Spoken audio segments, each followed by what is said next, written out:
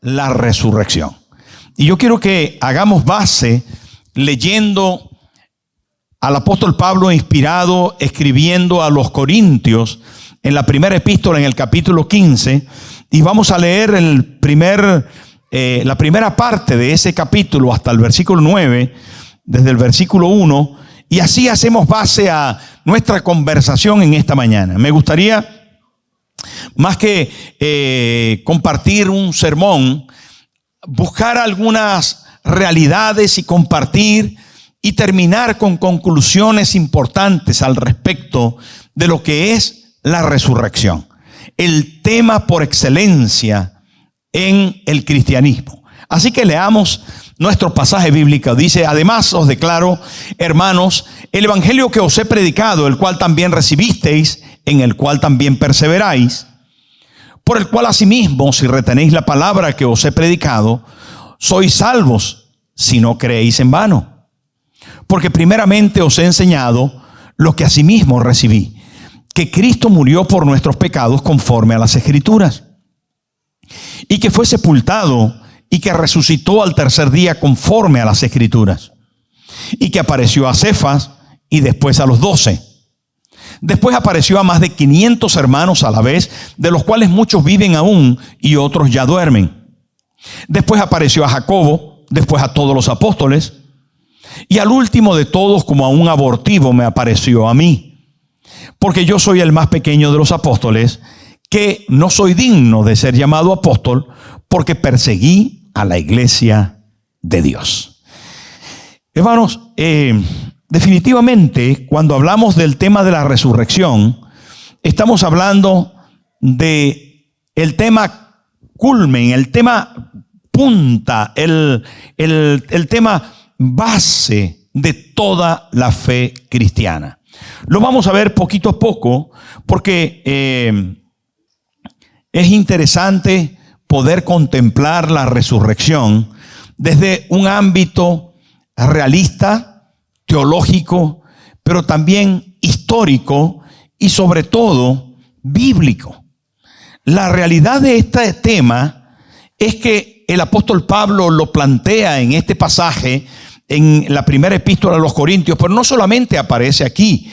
La resurrección baña todo el Nuevo Testamento, y en el Antiguo Testamento se va profetizando y dirigiendo hacia ese momento de forma profética. Así que los binoculares proféticos ya lo veían con claridad. Jesús habló de la resurrección de forma permanente, y su vida culmina, se hace más importante y trascendente en el punto cuando Él resucita. La mayoría de las veces en la historia y en la vida cotidiana se ha desenfocado el tema de la resurrección. Porque de manera así poética, de una forma platónica, se ha planteado de que en algún momento, si la vida de Cristo no hubiera existido, si el evangelio no fuera real, que alguna vez hemos escuchado de algunos de los nuestros decir de manera noble tal expresión, si la Biblia no fuera cierta, si el cielo no existiera, si no hubiera infierno, si no hubieran ángeles, si realmente Dios no existiera, todavía yo serviría al Señor por su nobleza, por su verdad, por su amor para nosotros, por su cariño, por su buen ejemplo. Eso suena poético y bonito. ¿Saben? Parece bien. Pero el apóstol Pablo dice no a tal cosa. A un ermitaño lo entrevistaron por la televisión y le preguntaron: ¿y qué si al final de su vida se diera cuenta que Dios no existe? Dice: bueno, el silencio, la santidad, el recogimiento, el mantenerme ausente de este mundo habrá valido la pena para dedicar mi vida a eso. Pero el apóstol Pablo, hablando a los corintios, les dice: no, No vale la pena vivir así. Seríamos los más dignos de lástima. El término que utiliza la Reina Valera es los más dignos de conmiseración. Pobrecito de nosotros. Y dice, porque la fe sería vana, la predicación sería un engaño, sería lo peor que nos puede pasar. Porque si no hubiera Dios, si no hubiera la palabra de Dios cierta, si Cristo no hubiera resucitado, dice, la fe sería absolutamente vana, porque los principios morales no tendrían sentido, porque cada uno podía vivir a su manera y todo sería legítimo. Estuve estudiando al respecto y me di cuenta que esto no es un tema nuevo, que no es un tema de los poetas medievales ni siquiera, sino que está un poco más atrás y que es un tema platoniano. Es un tema de Platón, que dijo, atención, que dijo que el cuerpo era malo, que el cuerpo en sí mismo era una cárcel de la que teníamos que liberarnos. ¿Saben que nuestra filosofía de vida está muy influida por los filósofos griegos antiguos? ¿Saben que algunas veces nos ponemos a detallar el pensamiento actual y nos damos cuenta que no nos hemos podido quitar de encima a Platón, a Aristóteles, a Sócrates, a gente de ese tipo que dejó una filosofía de vida para vivir y que no siempre, y por cierto, menos en el caso de Platón, relativo al cuerpo, es cierto? Dijo que el cuerpo era malo, que el cuerpo era una prisión, una celda donde el hombre se encontraba atrapado, que el cuerpo se oponía a los sentidos nobles del ser humano, que el cuerpo daba pie a las pasiones desordenadas, a las guerras y etcétera, etcétera. Pero atención, que detrás de esto hay un maligno plan, no solo para castigar y menoscabar el cuerpo como la creación de Dios. Porque dice el Génesis, hablando bíblicamente, que cuando Dios hizo el cuerpo o hizo al hombre, le pareció que era bueno.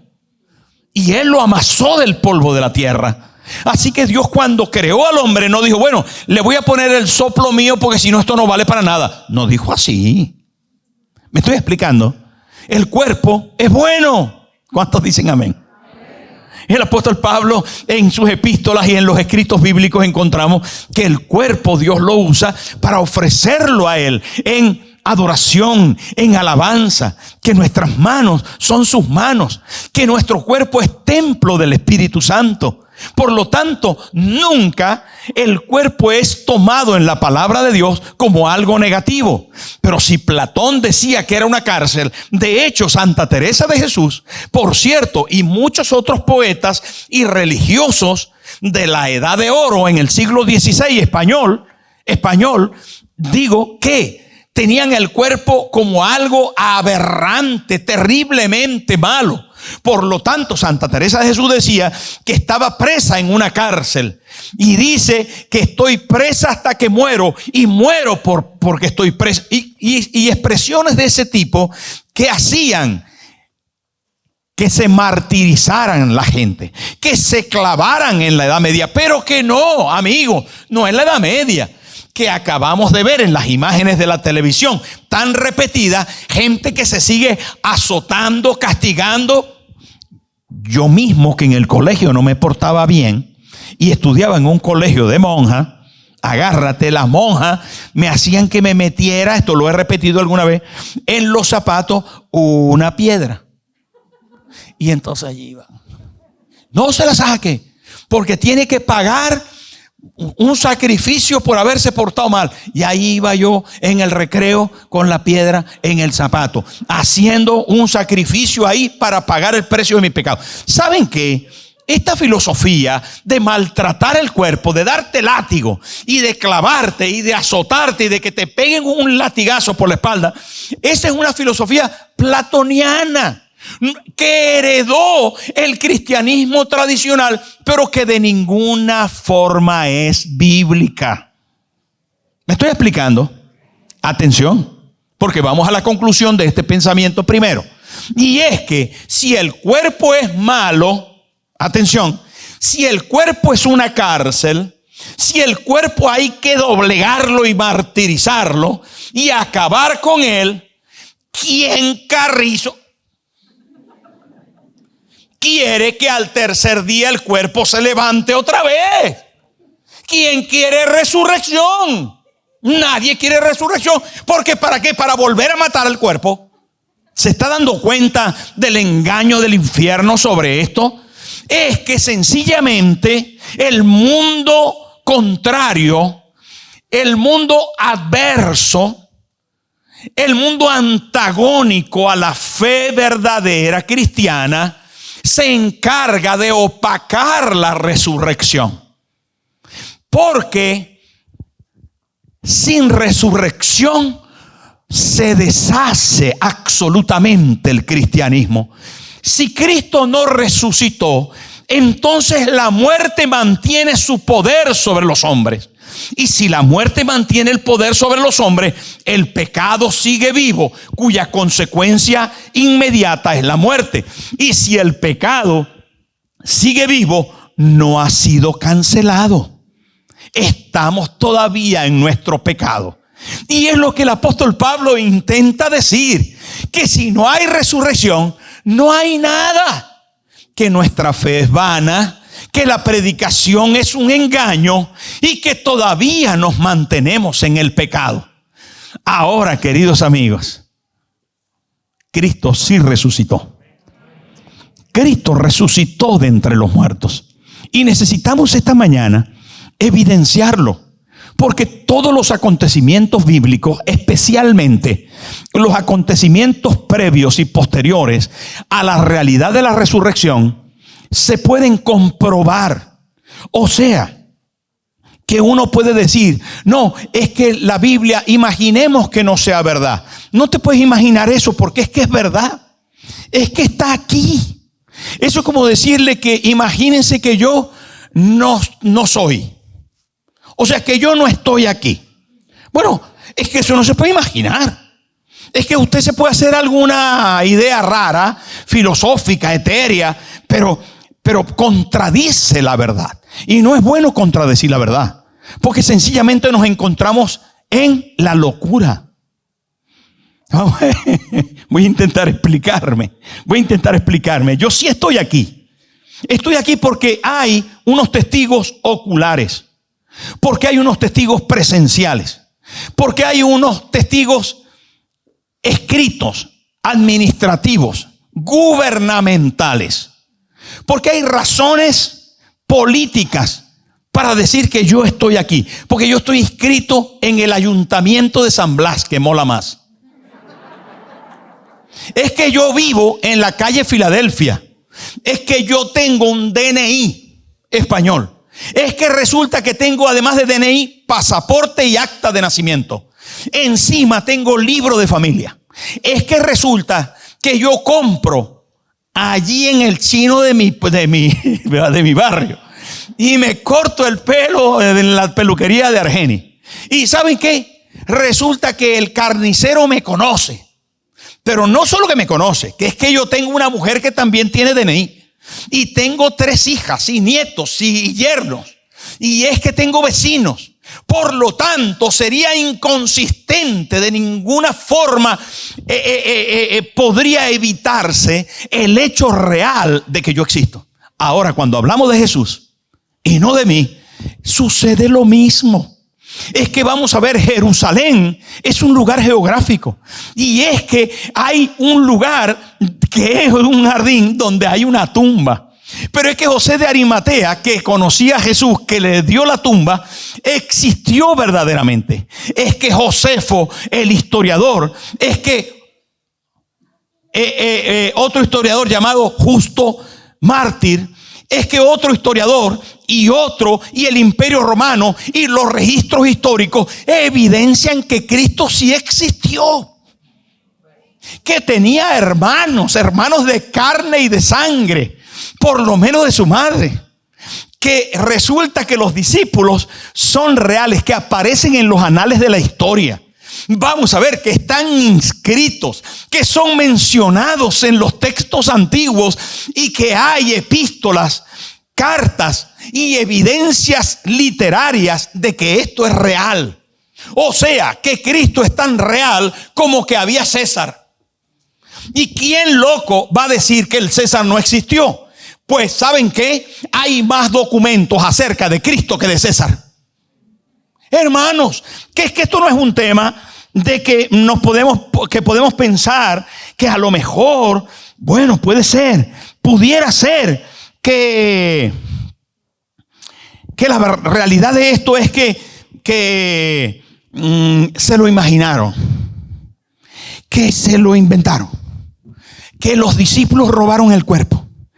¿Qué más podemos decir? Que al final se armaron de una, sustrajeron el cuerpo y lo mostraron. ¿Saben qué? No. El apóstol Pablo dice no. La historia dice no. Los testigos dicen no. Y aquí en este pasaje el apóstol Pablo está intentando evidenciar con claridad todas estas realidades. Y yo quiero compartirla con usted porque es muy significativo.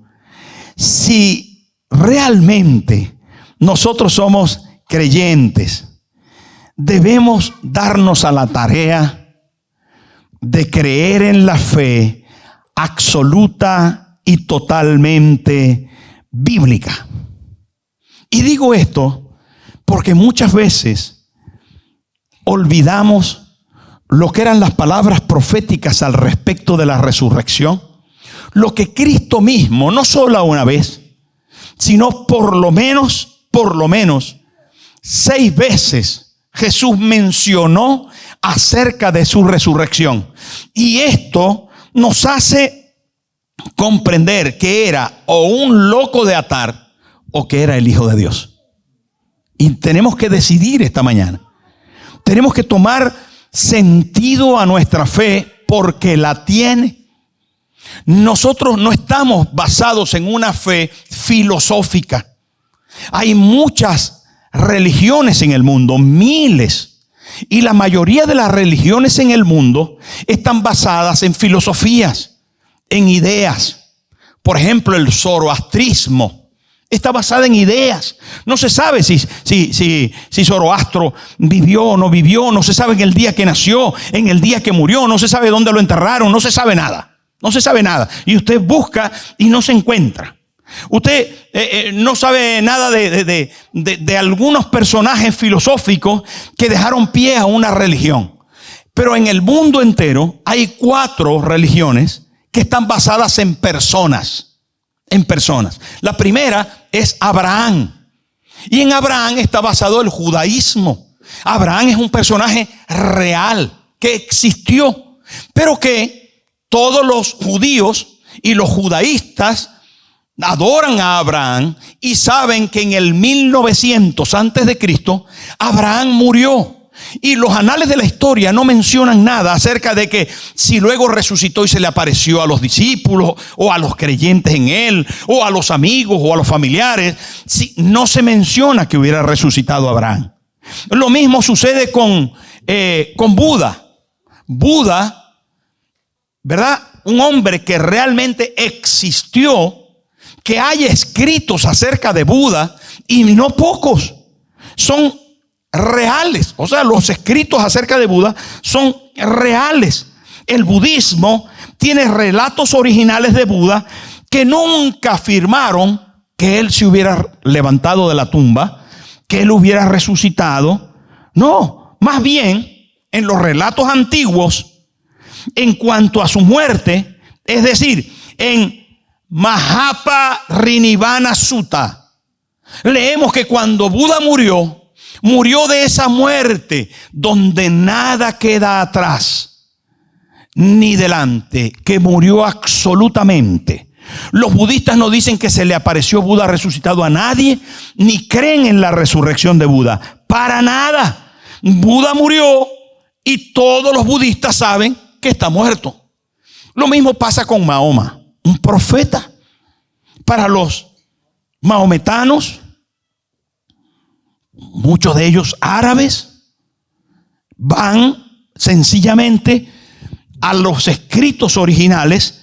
En los escritos Pali de el Sakya Muni dice que Mahoma murió, y murió en Medina. Sí, dice la historia que murió el 8 de junio del 632 después de Cristo, a los 61 años. Y su tumba está allí en la ciudad de Medina. Y ¿saben qué? Miles de musulmanes van a visitarlo cada año y dan vuelta alrededor de la mezquita donde Mahoma está enterrado. Y lo vemos en la tele. Es real. No se dice de que Mahoma resucitara ni se le apareciera a nadie. Pero hay una cuarta fe, una cuarta creencia basada en personalidades, en personas. Y la cuarta se llama Cristo y el cristianismo. Y el cristianismo es la única religión en el mundo. Acuérdese de esto. Porque algunas veces nos preguntan, pero ¿por qué ustedes se creen tan especiales? Cada quien en su religión se salva. Eso es lo mismo que acabamos de decir de los pensamientos platonianos. Si no hubiera, si no existiera, si nada fuera. No es así. No es así. No podemos vivir así. ¿Verdad? No podemos ser tan inconsistentes en relación a la fe, a la doctrina y a la verdad histórica.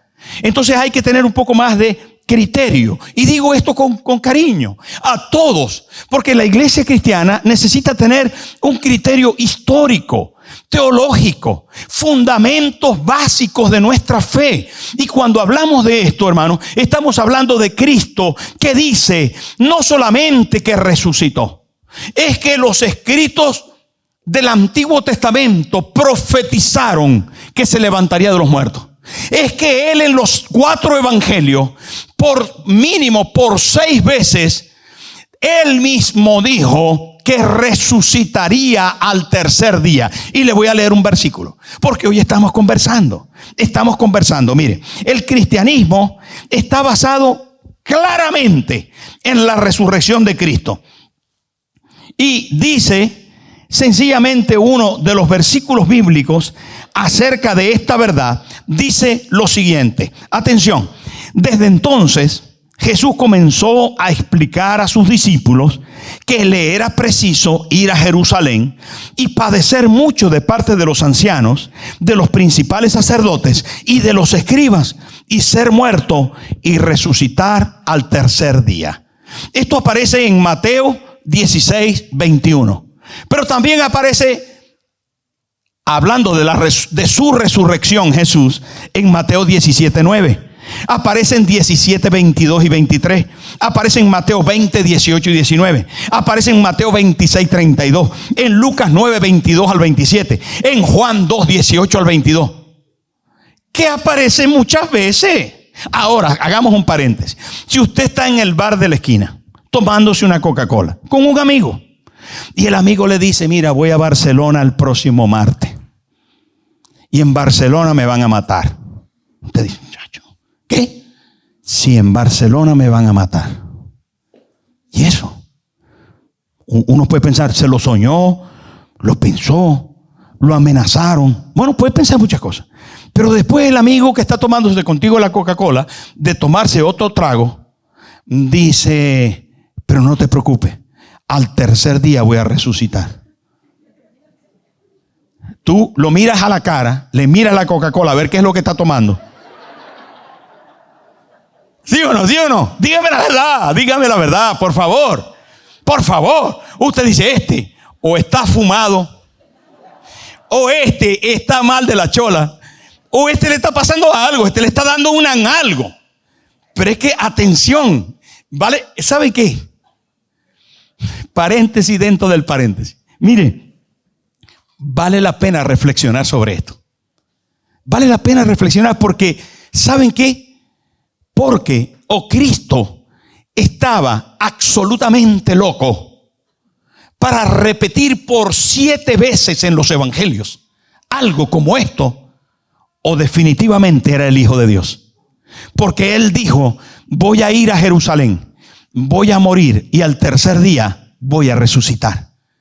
Y lo dijo una y otra y otra y otra y otra y otra y otra. ¿Me estoy repitiendo? Sí, es que son muchas veces. Es que no fue un tema que de repente se le vino así. No. Entonces, iglesia de Dios, hermanos amados, visitantes de esta mañana, quiero hacerles saber que en la palabra de Dios, la resurrección de Cristo es una doctrina base y fundamento de la fe cristiana. Que no podemos ser cristianos solamente pensando que Cristo sufrió y pensando en nosotros lo hizo. Eso está bien, pero usted no se puede quedar ahí, porque mucha gente sufrió por su familia, por sus amigos en la historia. Usted mismo se levanta de madrugada para darle de comer a sus hijos, pero por amor a Dios, el sufrimiento humano campa a sus anchas en la historia. Y no me diga que nadie fue crucificado, que hay miles de personas que fueron crucificadas. Pero es que no hay miles de personas que se levantaron de entre los muertos.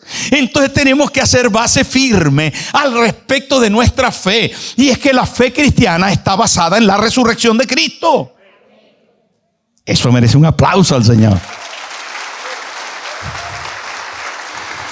Gracias, Señor. Pero quiero decirle que la resurrección no solamente es un tema que fue profetizado por Jesús mismo, que le da mucha fuerza a la fe cristiana. Es que fue un tema situado geográficamente. Jerusalén y los jardines de alrededor de la ciudad amurallada existen. Geográficamente existen. Es que había un hombre histórico con nombre y apellido, José de Arimatea, tenía una tumba nueva donde se puso el cuerpo muerto, bajado de la cruz, muerto, testificado por el Imperio Romano, por el soldado que traspasó, porque es histórico, está recogido en las Escrituras.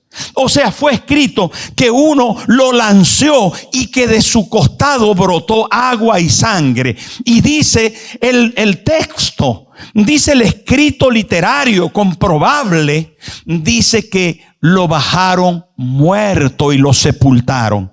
Y que el Imperio Romano, que no era ningún creyente,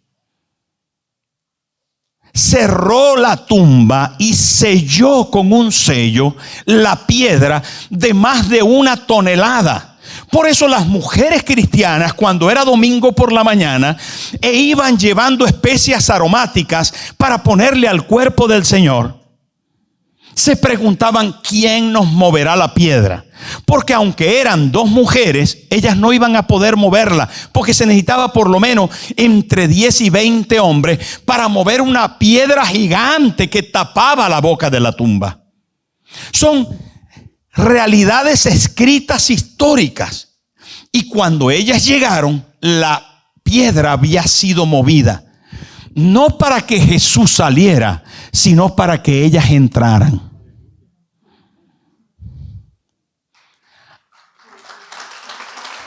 Jesús no necesitó que le rodaran la piedra para salir. Él movió la piedra para que no solamente las mujeres que se activaron cuando vieron la tumba vacía. Atención, esto es espectacular. Porque cuando las mujeres ven que el cuerpo de Jesús no está, se activan. La tumba vacía activa las piernas de la iglesia. No la cruz. Es la tumba vacía lo que hace que las mujeres corran. Y dice la palabra que fueron corriendo a los discípulos y les dijeron: el cuerpo no está en la tumba. Pero los discípulos, especialmente Pedro y Juan, cuando oyeron tal cosa, cuando oyeron que la tumba estaba vacía, volvieron a arrancar. Y dice la palabra que fueron corriendo. Mire, si usted está buscando el maratón bíblico, lo va a conseguir en el momento de la resurrección. Toda la iglesia corre. Yo creí que no se están quedando con la copla. Vamos a ver, lo voy a repetir. Las mujeres ven la tumba vacía y corren. Los discípulos, Pedro y Juan, escuchan que la tumba está vacía y corren. Y dice que corren y Juan llega primero. Y al ver la tumba vacía y los lienzos puestos a un lado, hay algo que se expresa en la escritura bíblica. Dice, y al verlo creyó. Y yo me pregunto, ¿no había visto Juan a Jesús hacer milagros? Se había estado 3 años y medio con él. ¿No había visto Juan a Jesús levantar a los muertos? Claro, vieron a Lázaro. ¿No había visto Juan a Cristo dar las enseñanzas, las bienaventuranzas, los sermones, caminar sobre el mar, hacer milagros maravillosos? ¿No había visto Juan liberar a los endemoniados? ¿Y no había creído? No hay una fe completa hasta que vemos la tumba vacía. Hasta que creemos en un Cristo resucitado. Dice la palabra de Dios que Juan vio los lienzos puestos a un lado y creyó. Pero Pedro entró. Por cierto, que aquí aparece algo curioso. Y es que Juan y Pedro fueron corriendo a la tumba. Pero dice que Juan llegó primero. Pero Pedro, que era el sanguíneo, el que era loco, el que estaba más, llegó de segundo. Pues sí, el segundón. Fíjese que aquí no fue el primero Pedro, sino que fue Juan. Lo que sí fue primero es al entrar. Y Pedro entró y vio que la tumba estaba vacía y corrió otra vez a darle el mensaje a sus compañeros, a sus discípulos, a los discípulos de Jesús, a los apóstoles. Y les dijo, está la tumba vacía. Hermano, el mensaje de la tumba vacía, en primer lugar, lo da las mujeres. Mira, hay 3 mujeres que lo pillaron. Pero luego lo da también los hombres, lo da la iglesia. Pero lo curioso de esto es que quiero repetir, es que la tumba vacía, hermano, da la capacidad a la iglesia de correr. Nosotros no podemos, como iglesia cristiana, quedarnos en la triste, melancólica, en la profunda agonía de un Cristo crucificado. No podemos quedarnos, hermano, con un Cristo escuálido, macilento, chorreando sangre, inerte.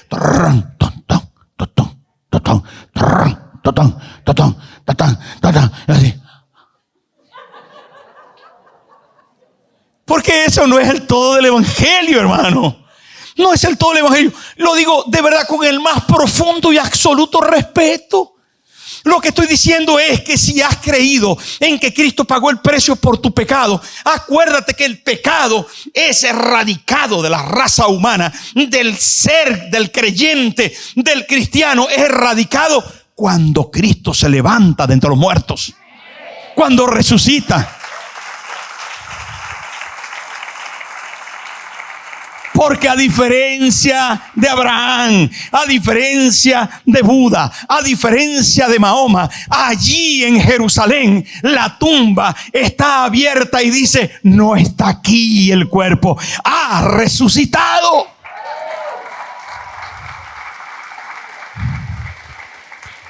Porque el Dios que creó el cuerpo en la vida de Cristo y en la vida de cada uno de nosotros, aprecia tu cuerpo y envió a su Hijo a morir por ti para que por sus llagas seas sanado y para que sepa que te está esperando la eternidad, porque Él venció la muerte con poder. Esa es la realidad, no platoniana, no tradicional, pero sí bíblica. Y tenemos que quedarnos con la copla completa.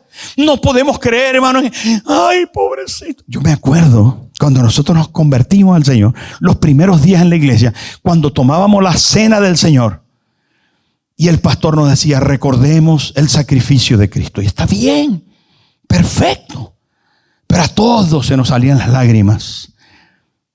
Claro, pues tú piensas en alguien que está sufriendo por ti, por tu pecado, pues te compunges. Y eso está bien de la vida cristiana. Está bien, pero no te quedes ahí. No te quedes ahí, porque entonces no tendrás el galardón completo de lo que Cristo quiere hacer por ti. ¿Me estoy explicando? Necesitas vivir, transitar, caminar en la vida con el Cristo vivo y resucitado, agradecido por lo que hizo, pero feliz, potente, involucrado profundamente en lo que Él hace y hará, porque vive. Porque vive. Amén. Ahora la cosa no se queda ahí. Yo necesito decirle otras cositas más.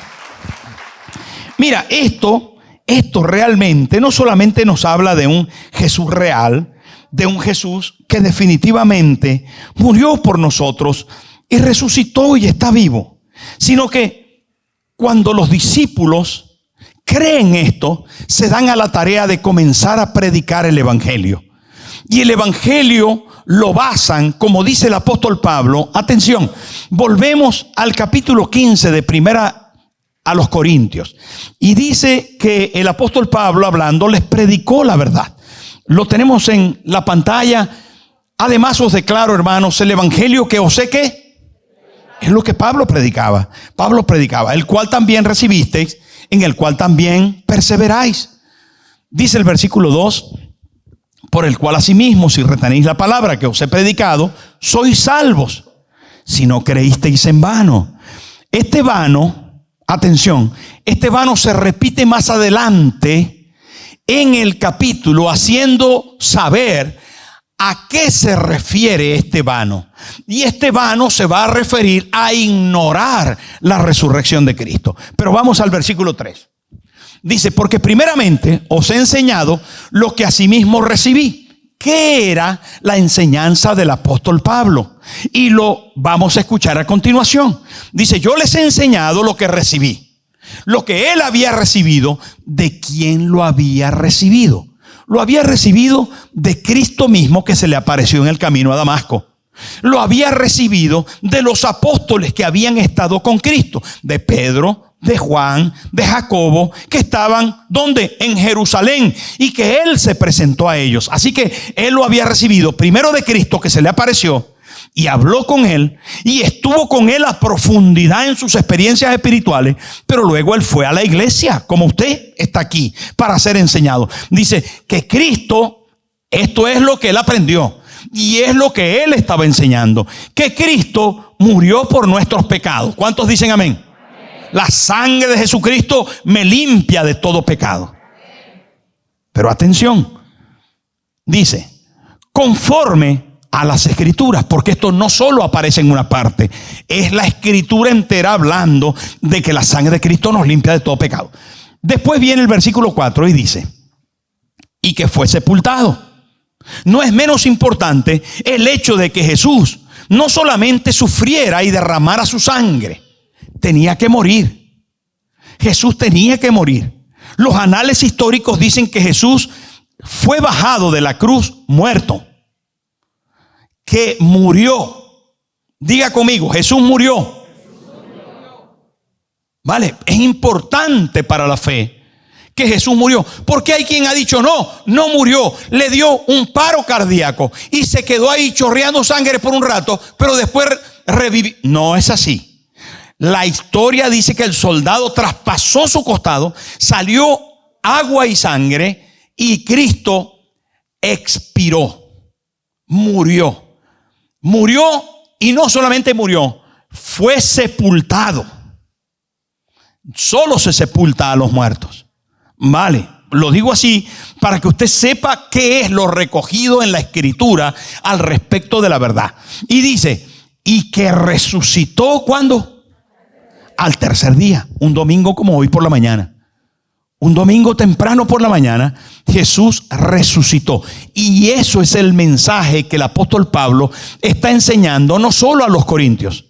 Que los corintios eran hermanos que vivían en un puerto de mar, muy influidos por los griegos. Filosofía platónica, aristotélica, filosofías de aquel entonces. ¿Se acuerdan? Diógenes, toda esa gente, la miseria del Diógenes, el cuerpo malo de Platón, o sea, toda la filosofía que está cargado nuestro mundo de filosofías griegas, de esas filosofías de ese tiempo, humanistas la mayoría. Atención, tenga cuidado con lo que usted cree. Pero el apóstol Pablo está diciendo, esto es lo que creemos y es lo que yo les he predicado y es lo que habéis creído. Si en vano no habéis creído. Ahora dice, conforme a las Escrituras.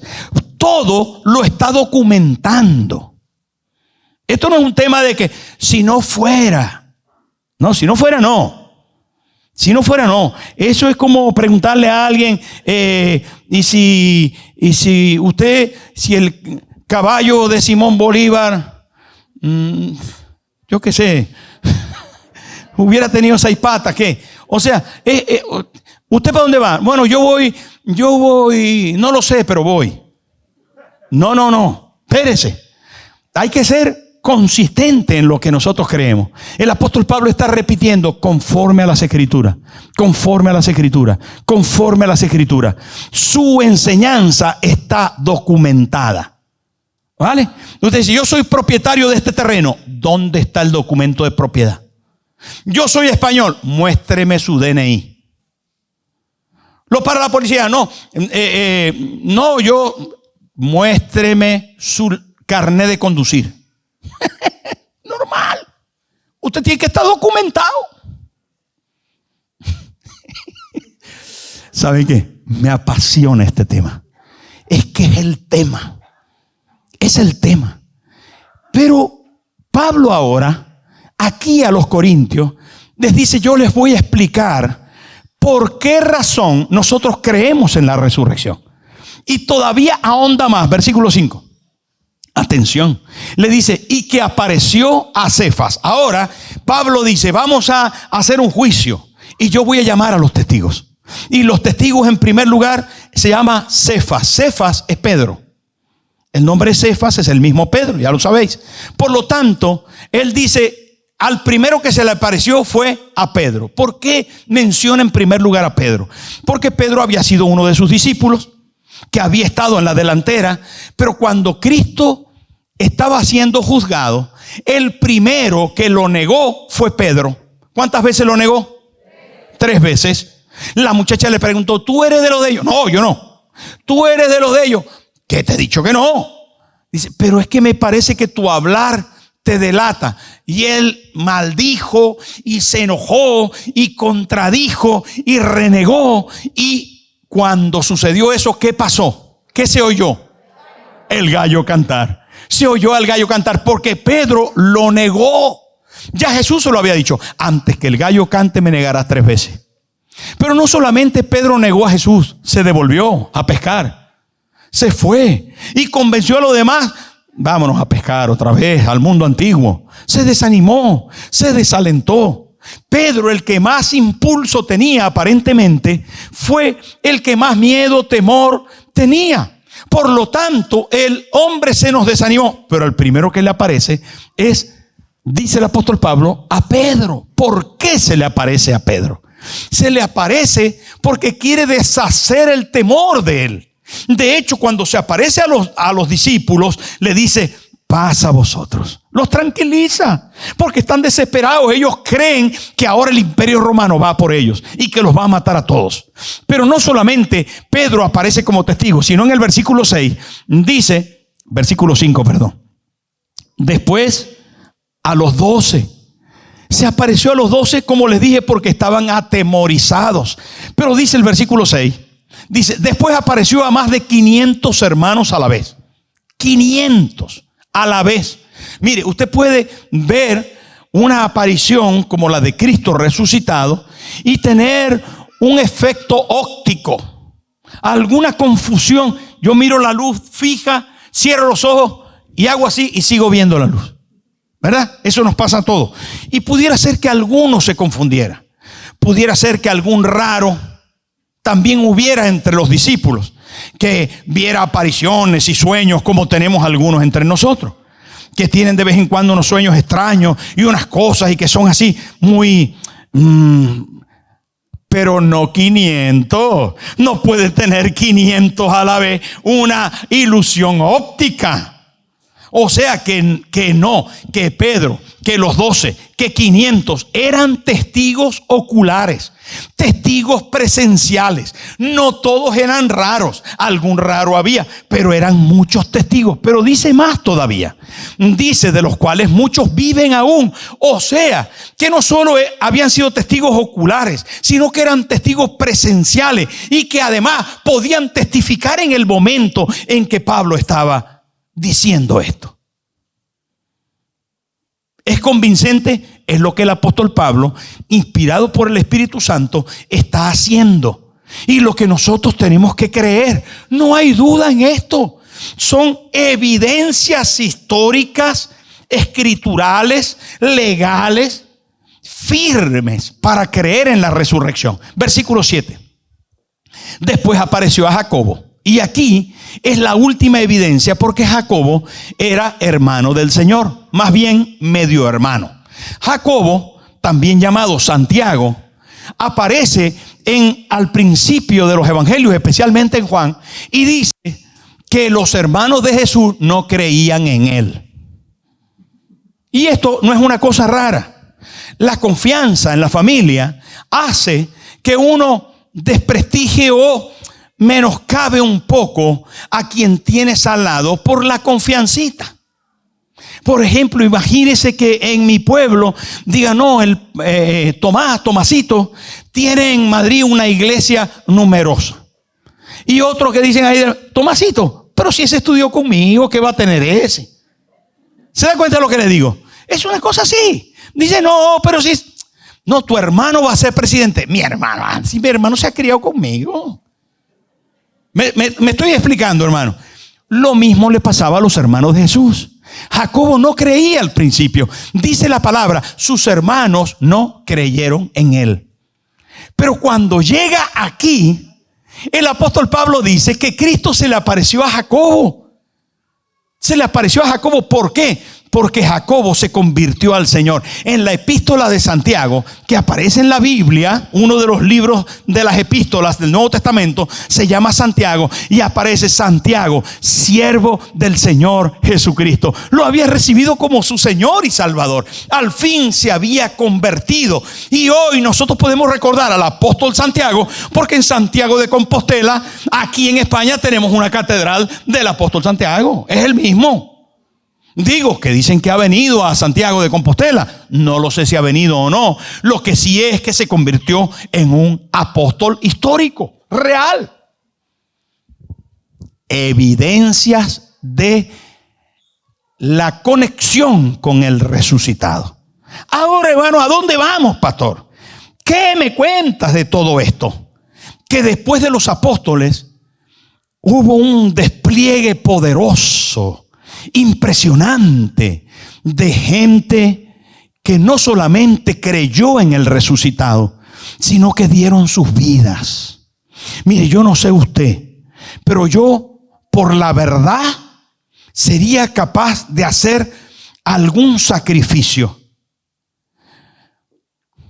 No estoy seguro que sería capaz de dar la vida entera por una verdad, entre comillas. Pero por una mentira yo no estoy dispuesto a ir ni a la esquina. Y toda esta gente y la iglesia primitiva y los miles de creyentes que habían visto a Cristo y lo habían visto resucitado, no solamente estaban dispuestos, entregaron sus vidas por amor a Él. Nadie entrega la vida en el Coliseo Romano para ser comido por la fiera por una mentira. No se confunda. Esto era verdad. Y los testigos oculares y presenciales dieron sus vidas. Que los apóstoles fueron martirizados. Que saben que en los siguientes siglos, Atenágoras, Clemente de Roma, San Policarpo, Quinto, Séptimo Tertuliano, gente de la historia registrada, dieron sus vidas por amor al Señor. Mártires. Miles, docenas de miles, cientos de miles. Pero no aquellos, hermanos. Es que hace pocos años nosotros hemos visto a algunos de nuestros abuelos, de nuestros tíos, de nuestros creyentes morir por el Señor. Y quiero decirle que hoy usted está aquí por encima de todas sus ocupaciones, de un fin de semana de fiesta, de lo que sea. Usted está aquí por la fe en Jesucristo. ¿Quién ha movido la iglesia de todos los tiempos sino un Cristo resucitado? Ahora tenemos que ir camino hacia nuestra realidad. Si el testimonio de todos estos testigos, de toda la historia del cristianismo, es cierto y es verdad, hermano, ¿qué consecuencias podíamos tener de no creer en la resurrección? Pablo dice que nuestra predicación y nuestra fe sería vana. Porque quiero repetirle lo que les dije al principio. Si Cristo no resucitó, entonces la muerte no ha sido vencida. Si la muerte no ha sido vencida, quiere decir que el pecado permanece. Y si el pecado permanece, entonces no hay perdón, no hemos sido perdonados. El apóstol Pablo dice entonces, comamos y bebamos, que mañana moriremos. No tiene sentido la santidad, no tiene ningún objeto el hecho de que nos mantengamos puros, santos, dignos, precavidos en relación a la desviación de los valores morales. Porque todo valdría. Todo valdría. Yo podría decir, yo entonces no soy hombre, yo soy una rata, yo soy un perro. Entonces lo que el mundo pretende. Pero como hay valores espirituales, porque Cristo es real, porque murió, porque resucitó y porque vive, entonces vivo en Él. Vale la pena. Pero no solamente esto, hermano, que sencillamente seríamos falsos testigos de una predicación que no tendría sentido, porque las consecuencias de negar la resurrección sería a un Cristo desviado, a un Cristo mentiroso. Si la muerte no ha sido vencida y Cristo no ha resucitado, no tiene caso la santidad, la pureza, el hacer lo correcto. No hay ningún objeto por lo que mantener los valores. Pero Cristo sí resucitó. Resucitó de los muertos. Lo dice la historia, lo dice la geografía, lo dicen los testigos. Y lo decimos esta mañana. Y no solo lo decimos, lo celebramos. Porque si tiene consecuencias el negar la resurrección, tiene beneficios el aceptarla. Tiene consecuencias hermosas, maravillosas. Porque nosotros, hermanos, podemos participar de su resurrección. Dice la Biblia que Él fue primicia de los que durmieron. O sea, que la resurrección de Cristo es la primera puerta que se abrió para que todos los creyentes podamos entrar a creer que resucitaremos con Cristo. Que nuestra vida es eterna porque Él la conquistó. Y podemos mantener la esperanza de una fe firme, fuerte, vigente, eterna. Podemos, queridos hermanos, saber que la muerte no tendrá poder sobre nosotros. Que un día nos vamos a parar y a decir lo que el apóstol Pablo dijo, mirando de frente a ese enemigo funesto, a ese enemigo horrible, amenazador, que es la muerte. Porque si alguien no entiende que la muerte es un enemigo, alguna vez ha pensado cuando tiene algún dolorcito raro, alguna vez la muerte le ha tocado la puerta y le ha dicho, aquí te voy, morro coi. Dice, uy, ese dolor que tengo por ahí, ¿no será esto o aquello? ¿Saben? Porque la muerte es un enemigo horrible. O tal vez no te ha dado ningún dolorcito nunca, sino que has visto morir a alguien de la calle, de por ahí familiar, alguna gente, y dice la muerte, aquí estoy. Pero cuando el apóstol Pablo nos habla de esto, de ese enemigo, dice que es como un escorpión que tiene un veneno mortal. Un veneno horrible, un escorpión que tiene así el aguijón, un aguijón horrible, y va caminando como los que pasan en las películas, va caminando así con todas las patas, el aguijón ahí, intentando traspasarte. Y dice el apóstol Pablo, de frente a la muerte, de frente al animalillo ese horrible, gigantesco que quiere acabar contigo, dice: ¿dónde está, oh muerte, tu aguijón? ¿Dónde, oh sepulcro, tu victoria? Ya que el aguijón de la muerte es la ley, mas gracias doy a Dios por Jesucristo, que nos ha librado del poder, del pecado y de la muerte. Él nos libró, Él resucitó, Él vive, Él vive, Él vive y vive para nosotros, para que podamos creer en Él, para que podamos confiar que tendremos un cuerpo transformado, glorioso, rejuvenecido. No me hará falta botox, no tendrán que coserme los pellejos. No, hermano, no me hará falta ningún tratamiento médico, porque Él me da vida y vida eterna. Él es mi salud, Él es mi fuerza. Estaré delgado, robusto, hermoso por la eternidad. Creer en la resurrección, hermano, es creer en la garantía de una vida eterna con Cristo. Es saber que lo hizo para mí y que nada va a doblegar mi fe. Yo voy a creer en Él. Voy a vivir ahora sabiendo que mi futuro está en su mano, que el que venció la muerte me dio la potestad de vencerla con Él y de estar, hermano, esperanzado, confiado que mi valor de la fe es inamovible, que es real el cielo, que el infierno será para aquellos que no están con Cristo, pero que mi vida está anclada en una fe firme, histórica, geográfica, contundente, y que yo voy a entrar a vivir con Él por la eternidad. Y mientras tanto, termino con eso. Y mientras tanto, dice la Biblia en uno de los capítulos de la aparición de Jesús resucitado, que entró con sus discípulos y le dijo: paz a vosotros. Estaban agonizando, hermano.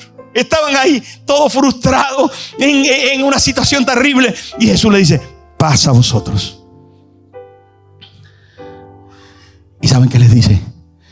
Como me envió el Padre, así yo os envío. Hermano, tenemos la oportunidad mientras vivimos y entramos en esa gloriosa eternidad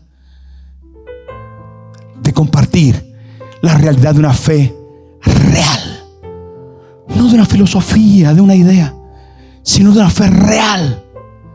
Hermano, mientras vivimos, hemos sido enviados por el Padre para anunciar a las naciones, a la gente sin esperanza, sin fe, que tenemos un Cristo vivo, que sana, que salva, que restaura, que acompaña.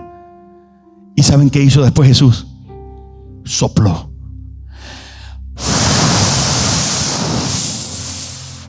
Y les dijo: recibid el Espíritu Santo.